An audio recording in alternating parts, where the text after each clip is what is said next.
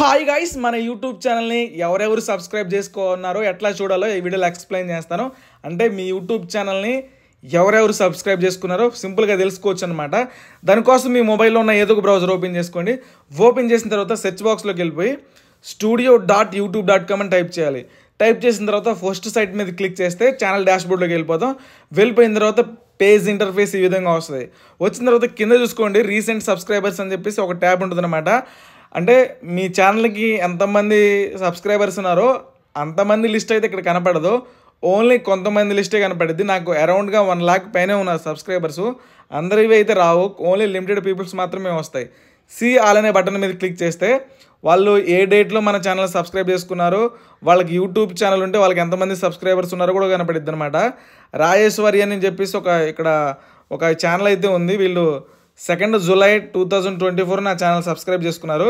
వీళ్ళకి ఛానల్ ఉంది 94.3K subscribers అయితే ఉన్నారు. మీరు కావాలంటే ఇక్కడ ఫిల్టర్ కూడా ఉంటుంది అనమాట.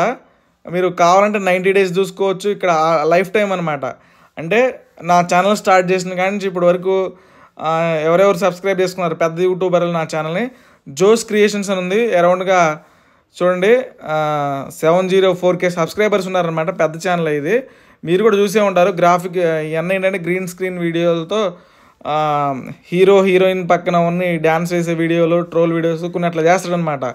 ఇక్కడ చూసుకోండి రాజు ఫ్యాక్ట్స్ దుకాణం అని చెప్పేసి ఇంకొకటి కూడా ఉందన్నమాట. ఇది 2024లో నా ఛానల్ సబ్స్క్రైబ్ చేసుకున్నారు. జోస్ క్రియేషన్స్ అనే ఛానల్ వాళ్ళు May 1st 2020లోనే సబ్స్క్రైబ్ చేసుకున్నారు. సో ఇట్లా మీరు ఫిల్టర్ చేసుకోవచ్చు.